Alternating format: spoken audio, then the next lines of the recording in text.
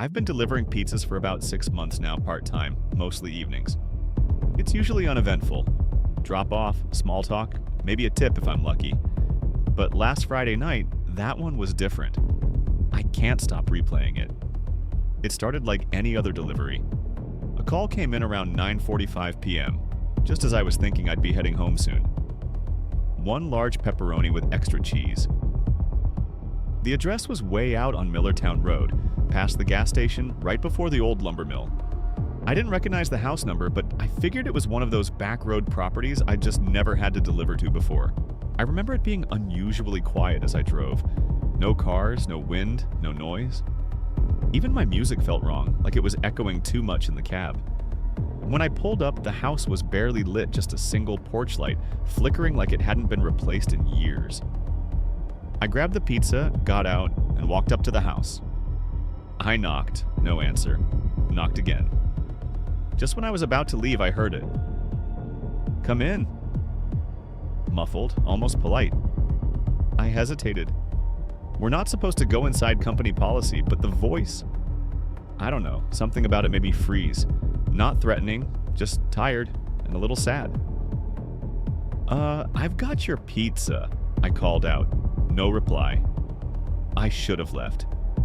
But I pushed the door open. It wasn't locked. Inside, it was cold. Colder than it had any right to be for late spring. The air smelled like wet wood and old pennies. The hallway in front of me was narrow, walls painted a deep, dull red. There were no pictures, just bare walls and silence. "Hello?" Nothing. I took a cautious step forward. My foot hit something soft. I looked down an old slipper, dusty like it hadn't been worn in years.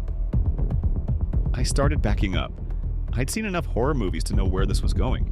But then I heard it again, from deeper inside. "Kitchen!" It was the same voice, but this time clearer. Male. Maybe late middle-aged. "I'm just gonna leave the pizza here at the door," I said quickly, already turning to go. And then he stepped into view. He was tall. Too tall. His head brushed the ceiling and his arms hung a little too low at his sides. He wore an oversized cardigan that looked like it had been soaked in water and never dried properly. His face? Well, I'm not even sure how to describe it. It looked normal, but like a wax figure's version of normal. Still. Too still. "You came," he said, smiling like he knew me. I didn't answer. He looked down at the pizza box in my hands. "Is it still hot?" "Yeah," I said, because I didn't know what else to say. "Good," he replied and took a step forward. That's when I saw it. Behind him. The kitchen light flickered on for a second, just long enough for me to see the shapes. 3 of them. Sitting at the kitchen table. Perfectly still. Pale. Eyes open but unmoving. Like mannequins dressed in Sunday clothes. One had a bite of something frozen midair on a fork. Another stared right at me but didn't blink. I dropped the pizza and bolted. I didn't hear him run. I didn't hear a door slam. I just kept running until I was in my car. Engine on. Tires screaming as I reversed down the driveway. Back at the shop, I told my manager I got spooked by a dog and left the food. He laughed it off and docked my tip. I thought maybe I imagined it. Maybe it was a prank. Maybe I was just overtired until the next day. I checked the receipt to confirm the address. I wanted to believe I'd typed it wrong.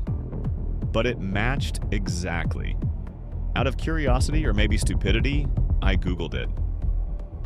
Turns out that house burned down 3 years ago. No survivors.